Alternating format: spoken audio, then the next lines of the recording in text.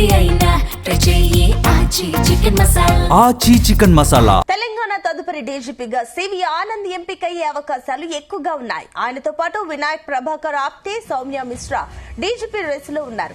DGP పోస్టుకు సంబంధించి గత నెల 23న రాష్ట్ర ప్రభుత్వం అర్హులైన ఐపీఎస్ అధికారుల పేర్లను యూనియన్ పబ్లిక్ సర్వీస్ కమిషన్ యూపీఎస్సీకి పంపింది. వారిలో 3 పేర్లను ఖరారు చేసింది.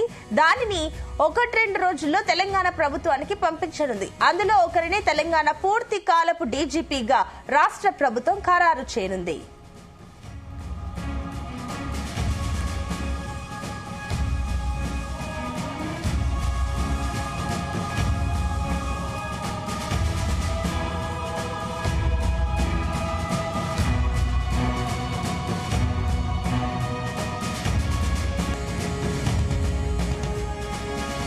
ఇక ఏదైతే పూర్తి కాలపు డీజీపీ రేసుకు సంబంధించి కూడా మెయిన్ 3 పేర్లు అయితే ఖరారయ్యాయి. యూపీఎస్సీ చాలా మంది ఐపీఎస్ లో 3ని సెలెక్ట్ చేసింది. ఆ 3లో ఒక లిస్ట్ మాత్రం అటు ప్రభుత్వానికి వెళ్లనుంది. ఆ తర్వాత ఎవరు తెలంగాణకు సంబంధించి డీజీపీ అవుతారనేది కూడా డీజీపీ అవుతారనే ఉత్కంఠ అయితే ఉంది. ఇదే అంశానికి సంబంధించి మరిన్ని డీటెయిల్స్ మా చీఫ్ న్యూస్ కోఆర్డినేటర్ రాధాకృష్ణ అందిస్తారు.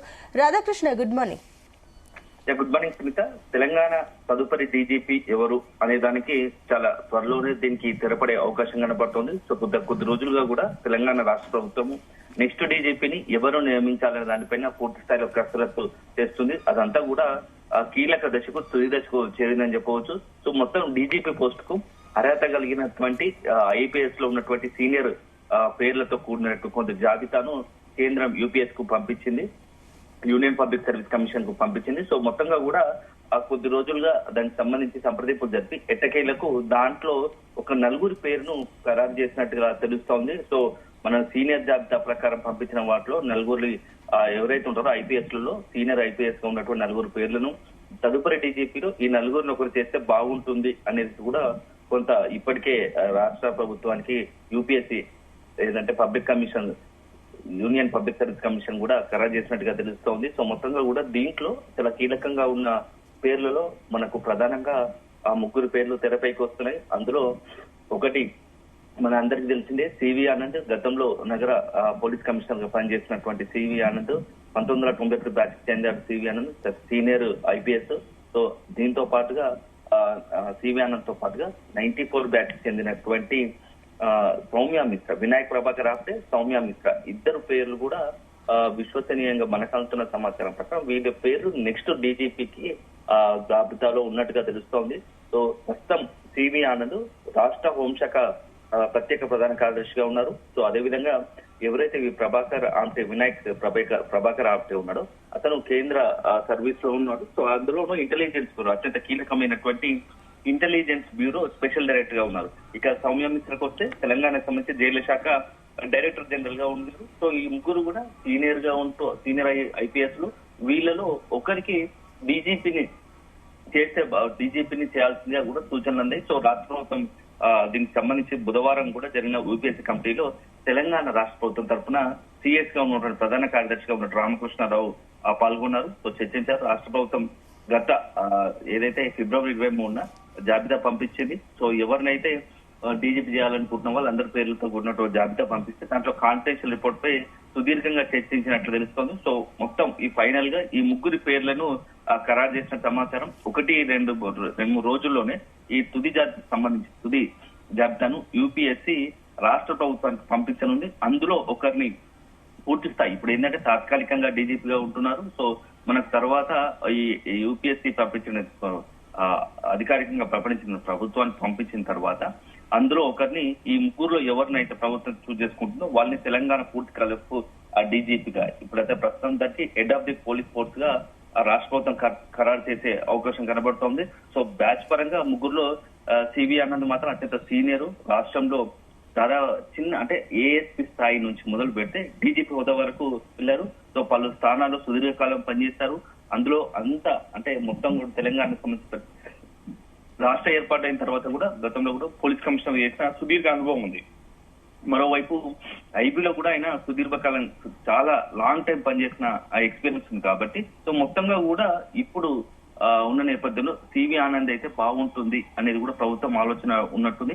సో మరొకరు ఎవరైతే వినాయక్ ప్రభాకర్ ఆప్టే ఉన్నాడో అతను కేంద్ర సర్వీస్ లో ఉన్నాడు. సో ప్రస్తుతం అక్కడ కేంద్ర సర్వీస్ లో అత్యంత కీలకమైన ఐబీలో ఉన్నాడు కాబట్టి సో అతను రాష్ట్ర సర్వీస్ కు రాకపోవచ్చు. సో స్పెషల్ డైరెక్టర్ గా పదోన్నతితో ఉన్నాడు కాబట్టి ఇతను మరికొద్ది రోజులు సెంట్రల్ కేంద్ర సర్వీస్ లో కొనసాగే అవకాశం ఉన్నందున మరింత ఉన్నత హోదా చేరుకునే అవకాశం ఉండడంతో ఆయన తిరిగి తెలంగాణకు క్యాడర్ లోకి తిరిగి వచ్చే అవకాశం లేనట్టుగా కూడా ఒక చర్చ జరుగుతోంది. ఈ నేపథ్యంలో ఇక సివి ఆనంద్, సౌమ్య మిశ్రా ఇద్దరిలో ఉంది. సో అల్టిమేట్ గా ప్రభుత్వం ఆ సివి ఆనంద్ వైపే మొగ్గు చూపే అవకాశం కూడా కనపడుతుంది. కానీ ఏదైనా పక్షంలో తొలిసారిగా ఏదైనా రేవంత్ సర్కార్ భిన్నంగా కొంత మరీ ఇప్పుడు రెగ్యులర్ కాకుండా కొంత విభిన్నంగా ఆలోచిస్తే మాత్రం మహిళా కోటాలో కావచ్చు ఈ సౌమ్య మిశ్రాను మహిళా కోటాలో మహిళా డీజీపీగా ఎన్నుకునే అవకాశం లేకపోలేదు. సో కొంత ఏదైనా ఒక దీనికి సంబంధించి దీర్ఘంగా చర్చ జరిగి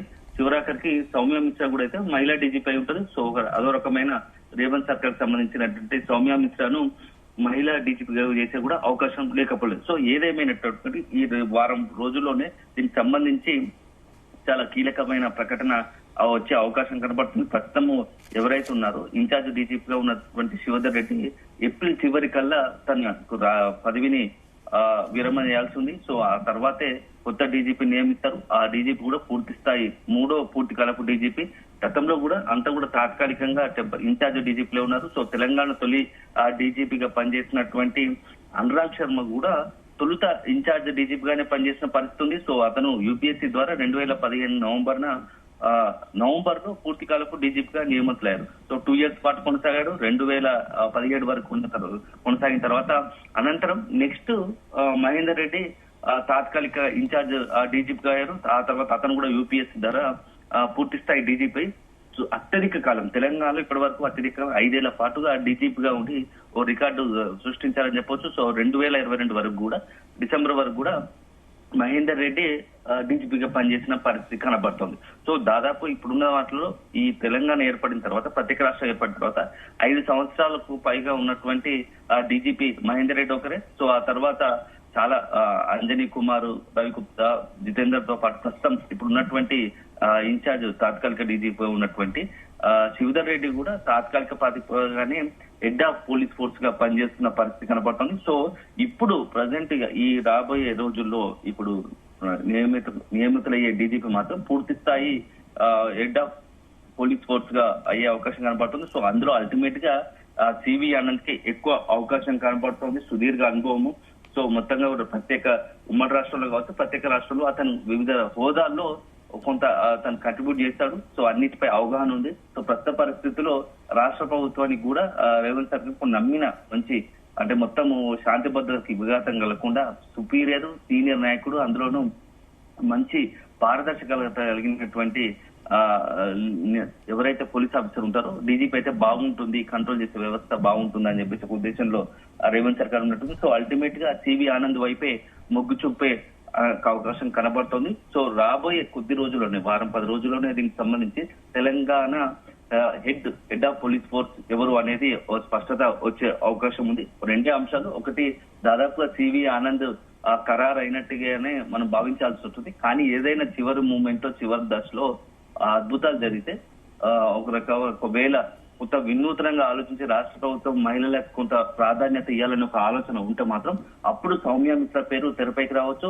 కాకపోతే ఏంటంటే సీనియారిటీ ప్రకారం అల్టిమేట్ గా 91 బ్యాచ్ కి సంబంధించినటువంటి సివి ఆనంద్ ఉన్నారు ఐపీఎస్ గా. అదే సందర్భంలో 94 బ్యాచ్ కి సంబంధించినటువంటి ఐపీఎస్ ఆఫీసర్ గా సౌమ్య మిశ్రా ఉన్నారు. కాబట్టి అల్టిమేట్ గా సివి ఆనంద్ వైపే సీనియారిటీ అన్ని చూసుకున్న బేరీ చేసుకున్న సివి ఆనంద్ వైపే మొగ్గు చూపే అవకాశం ఉంది. సో ప్రస్తుతానికైతే హోంశాఖకు సంబంధించి దాంట్లో ఉన్న సివి ఆనంద్ రాష్ట్ర హోంశాఖ ప్రత్యేక ప్రధాన కార్యదర్శిగా ఉన్నారు. సో వన్స్ డీజీపీగా నియమితులైతే ఖచ్చితంగా వారు తొందరలోనే ఏప్రిల్ చివరికల్లా తెలంగాణ రాష్ట్రానికి సంబంధించిన డీజీపీగా పూర్తిస్థాయి డీజీపీగా కూడా ఎన్నికయ్యే అవకాశం అధికారికంగా ప్రకటించే అవకాశం కనపడుతుంది. సో చూడాల్సి ఉంటుంది మనం.